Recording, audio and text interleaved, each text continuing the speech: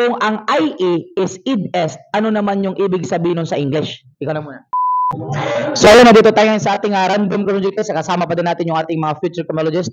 At syempre, kung makatama kayo sa unang katanungan natin, meron kayong 20 pesos. Pero bago yan, pakilala muna taga saan, tol. I'm Robert Inambakan, sir, from Sambongita. Hi, I'm Mary J. Dingala from Shaton, Bunawan. Okay, sige. So yun, sa lagang 20 pesos natin, no? Simple lang yung katanungan natin. Kung ang band ay in quadrilla, ano naman yung tinatawag nating alivosya? Treachery, sir. Treachery. That is correct. So tandaan natin that is considered treachery. Ang alivosya natin is treachery yan. At is qualifying aggravating circumstances under sa ating murder under Article 248 of Revised Penal Code. Okay, so now, sa pangalawang katanungan natin, sa halagang 50 pesos, pag nakatama kayo, yung 20 pesos yung magiging 50. Pero pag hindi kayo nakatama, is wala kayong makukuha. Kumbaga, ano to, go or back out na.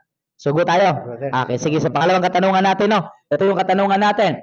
Yung id na tinatawag natin, that is considered exempli gratia. In English, for example.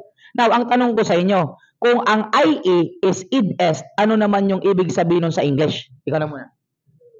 In other words, Ikaw naman, tol. In other words, sir. That is also correct. So, tandaan natin yung ginagamit natin na eg, that is called for example. Yung IE naman, that is considered id est. So, dahil dyan, meron kayong 50 million, handong nasa Nulkim Tambayan yan. Okay, so thank you so much. Yan.